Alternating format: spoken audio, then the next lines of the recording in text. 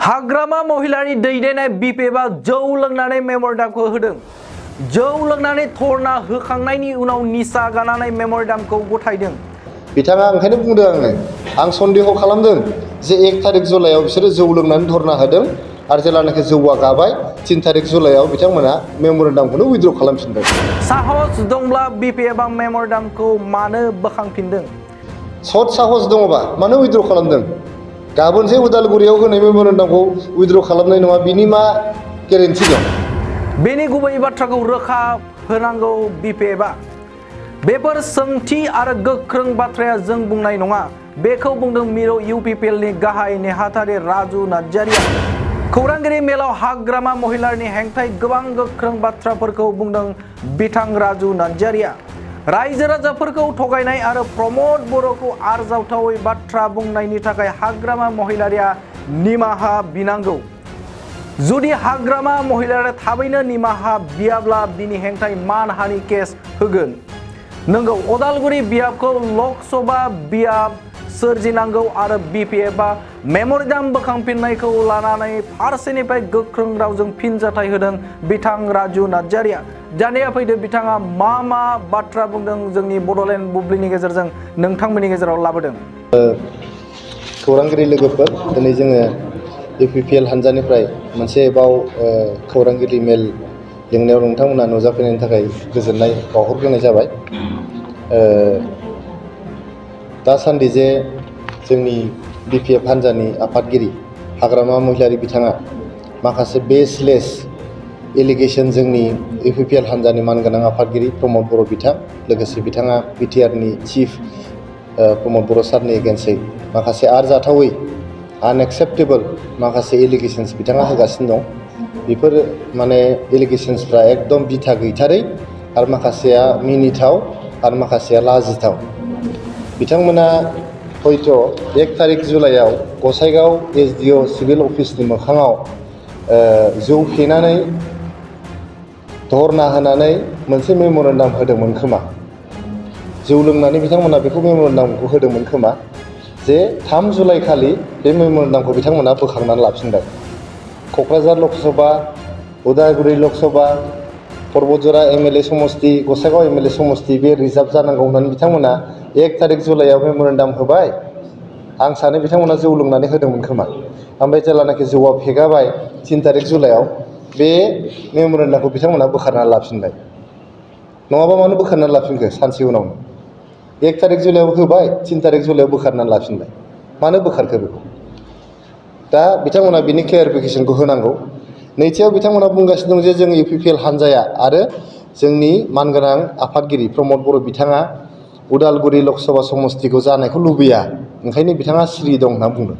जोङो 27 तारिख मार्चआव election commission of इन्डियाखौ लोगो हमदोंमोन आरो नैबे मेम'रेन्डामखौ होदोंमोन। बेयाव 1 नाम्बार सेथि जोंनि दाबियानो जादों क'क्राझार आरो उदालगुरि लकसभा समस्ति सोरजिनांगौ होननानै बेयाव मेम'रेन्डामाव लिरनाय दङ। जोंनि जोबथारनाय मेम'रेन्डामाव लिरनाय दङ, बे जाहैबाय 6थि जे डिमान्ड, बे 6थि डिमान्डआव लिरनाय दङ क'क्राझारा रिजार्भ लकसभा समस्ति जानांगौ होननानै। मोननै लकसभा समस्ति जानांगौ आरो क'क्राझारा रिजार्भ समस्ति जानांगौ होननानै बेयाव रोखा रोखायै लिरनाय दं। बिथाङा माबोरै बुंनो हायो जे जोङो UPPL हानजाया बा आबसुआ बा जोंनि मानगोनां आफादगिरि बा BTRनि चिफ सार प्रमद बर' बिथाङा दिनै उदालगुरि लकसभा समस्ति जानायखौ लुबैयाखै होननानै बिथाङा माबोरै बुंनो हायो? दा जोङो इलेक्सन कमिसन अफ इन्डियाखौ धन्यबाद होदों जे जोंनि डिमान्ड बायदियै क'क्राझार लकसभाखौ समस्तिखौ बिथाङा रिजार्भ दोनदों। लोगोसे जोंनाव 15टा MLA सिट जों डिमान्ड खालामदोंमोन, बेखौबो मानिनानै बिथांमोना 15टा सिट दिनै होदों। मोनसेल' डिमान्ड, बे जाबाय उदालगुरि समस्ति नाम दोननानै उदालगुरि होननानै मोनसे लकसभा समस्ति दोननांगौ होननायखौ बिथांमोना मानियाखै। दा बेखौ जोङो एगेन होननानै बुंदों। हियारिंआव जों आरो गुबुन मोनसे मेम'रेन्डाम होननानै उदालगुरि लकसभा समस्तिखौ सोरजिनांगौ होननानै जों डिमान्ड होगोन। दिल्लीयाव जोंनि UPPL हानजानिफ्राय मोनसे टिम थांनानै इलेक्सन कमिसन अफ इन्डियाखौ लोगो हमनानै मेम'रेन्डाम होनानै उदालगुरि लकसभा समस्ति सोरजिनांगौ होननानै जोङो आरो खनसेबाव जों डिमान्ड होगोन। मानो होनोबा जे 20 तारिख जुनाव ओंखारनाय जे ड्राफ्ट, बियो मोनसे ड्राफ्टसो बेयाव गोबां सोलाय सोल' जानो हायो होननानै इलेक्सन कमिसन अफ इन्डियायानो गावसोरनो माने नटिफिकेसनावनो बुंखादों। दा बिथांमोना जोबोद लाजिनांगौ बाथ्रा जे बिटिसि सुक्तियावनो बिथांमोना बिटिसि सुक्तिखौ साइन खालामदों, हाग्रामा महिलारिया साइन खालामदों। दा साइन खालामनायाव बेयाव मोनसे कमिटमेन्ट होदों जे जोंनि बिटिसि ओनसोलनि रिजार्भ समस्तिफ्रा सोलाय सोल' जानाय नङा, खमबो जानाय नङा, बाराबो जानाय नङा। जों दिनै डिमान्ड खालामदोंमोन इलेक्सन कमिसन अफ इन्डियायाव जोंनि मेक्सिमाम सिटआनो रिजार्भ जानांगौ होननानै 8था 9था 15थानि गेजेराव 8था 9थासो एमएलए सिटआनो रिजार्भ जानांगौ होननानै डिमान्ड खालामदोंमोन। खिन्थु बिथांमोना कमिटमेन्ट होनानै जोङो बाव 28 तारिख सेप्तेम्बर 2003 सनाव पार्लियामेन्टआव पास खालामनानै लाबोदों बिथांमोनानो जे बे सोलाय सोल' जानो मोना।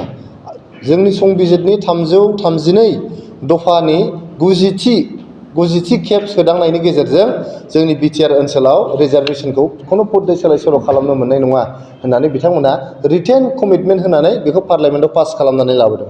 नोंथांमोना नायनो हागोन आरो नोंथांमोना गुगोल खालामनानैबो बेखौ नुनो हागोन। दा बिथांमोना बोरै बुंनो हायो जे दिनैहाय रिजार्भेसन जानांगौ माबानांगौ होननानै 2007 मायथाइयाव जेब्लानाखि बै समनि डिलिमिटेसन कमिसना मोनसे ड्राफ्ट माने कनस्टिटुवेन्सि डिलिमिटेसननि रिपर्ट दिहुनदोंमोन। बै समावथ' बिथाङा सिरिमोन, जेबो बाथ्रा बुङाखै। दिनै बिथाङा बिटिसि केबिनेटनि रिजलुसन लुबैदों, बिटिसि एसेम्ब्लिनि बिथाङा रेजलिउसन लुबैदों।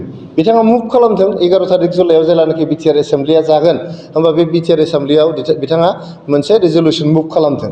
होमब्ला बेखौ सावरायनायनि गेजेरजों पास खालामजायो ना खालामजाया बेखौ खालामनांगोन।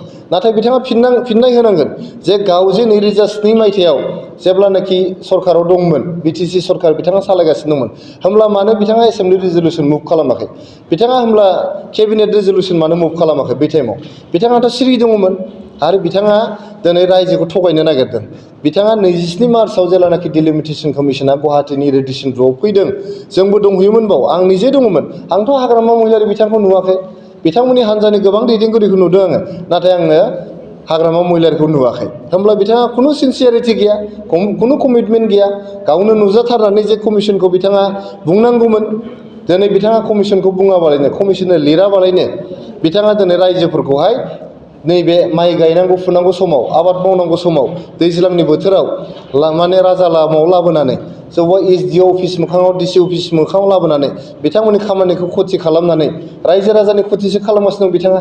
जिहेतु नैबे डिलिमिटेसन सोलाय सोल' जानो हायो, बिथाङा दिल्लीयाव थांनानै मानो इलेक्सन कमिसन अफ इन्डियाखौ लोगो हमहैनो हायाखै? बिथाङा दिनै मानो हियारिंआव फैनाय समाव मानो लोगो हमाखै? बिथाङा अनारेबल प्रेसिडेन्ट अफ इन्डियाखौ मानो लोगो हमनो हायाखै? बिथाङा मानो अनारेबल प्राइम मिनिस्टार अफ इन्डियाखौ लोगो हमनो हायाखै?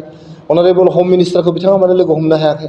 बिथाङा दिनै राजखान्थियारि मुलाम्फानि थाखाय आरजाथावै, गनायथावै, नंखायथार बाथ्रा बुंनानै जोंनि हान्जानि गाहाय बा जोंनि बिटिआरनिबो गाहाय प्रमद बर' सारखौ दिनै बदनाम खालामनो नागिरदों। बिथाङा बेफोरजों जेबो साक्सेस जानाय नङा, जेबो बदनामबो खालामनो हानाय नङा आरो रायजो राजाया बेफोर थगायनाय बाथ्राजों रावबो थांला। बिथाङा ओंखायनो बुंदों आं सन्देह खालामदों जे 1 तारिख जुलाइआव बिसोरो जौ लोंनानै धरना होदों आरो जेब्लानाखि जौआ गाबाय 3 तारिख जुलाइआव बिथांमोना मेम'रेन्डामखौनो उइद्र' खालामफिनबाय। सत साहस दङबा मानो उइद्र' खालामदों? गाबोन जे उदालगुरियाव होनाय मेम'रेन्डामखौ उइद्र' खालामनाय नङा, बिनि मा गेरेन्टि दं? आरो आंथ' सन्देह खालामदों इलेक्सन कमिसन अफ इन्डियानो होनाय मेम'रेन्डामाव बिथांमोना माने उदालगुरि समस्ति जानांगौ होननानै डिमान्डखौनो होआखै। ओंखायनो बिथांमोना कपिबो देखायनो हायाखै। जोंथ' दिनै कपि नायनो हागोन, कपि मोनफा मोनफा लांनो हागोन। क'क्राझार उदालगुरि लक सभा समस्ति जानांगौ होननानै दाबि दैखाङो। ओंखायनो बिथांखौ बे आरजाथावै आरो थगायनानै मिडियानि मोखाङाव बुंनायनि थाखाय आरो रायजो राजाफोरखौ थगायनायनि थाखाय बिथाङा निमाहा बिनांगौ। जोंनि प्रमद बर' सारनाव निमाहा बिनांगौ, नङाबा जोङो बिथांनि एगेन्स्टै जेरैहाय आगोलाव जों मानहानि केस होदों आरो जों खनसेबाव बिथांखौ मानहानि केस जाबसिनबावनो राजि जानानै दं। थाखो जिसेआव मुं थिसननो हांखुर जानाय फरायसाफोरनि थाखाय मोनसे गोनां फोसावथाय। रौता नर्थ इस्ट पाब्लिक फरायसालिया नोंथांमोननो मोनसे गोजोनथाव खौरां लाबोदों। CBSE जों गनायथि मोननाय रौतानि मुंदांखा नर्थ इस्ट पाब्लिक स्कुलाव दायो थाखो जिसेनि मुं थिसननाया सोलिगासिनो। साइन्स आरो आर्ट्स मोन्नैबो स्ट्रिमनि थाखाय रौतानि नर्थ इस्ट पाब्लिक स्कुलाव मुं थिसननाया सोलिगासिनो। बे फरायसालियाव थाखोनि फराफारि आयदा फोरोंथाइजों लोगोसेयैनो JEE NEET CUET engineering medical entrance आनजादनि थाखाय उफ्रा फोरोंथाइबो होनाय जायो। बे फरायसालियाव बिजाब बाख्रि, फरायसाफोरनि थाखाय हस्टेल आरो गेलेनाय, मोसानाय बायदि बायदि केरिकुलार एक्टिभिटिसनि सुबिदा दं। गोसो गुदुं फरायसाफोरा दिनैनो दानो नैबे मबाइल नम्बर 8638605769 नङाब्ला 9435184298 आव थोंजों सोलोंनो हागोन।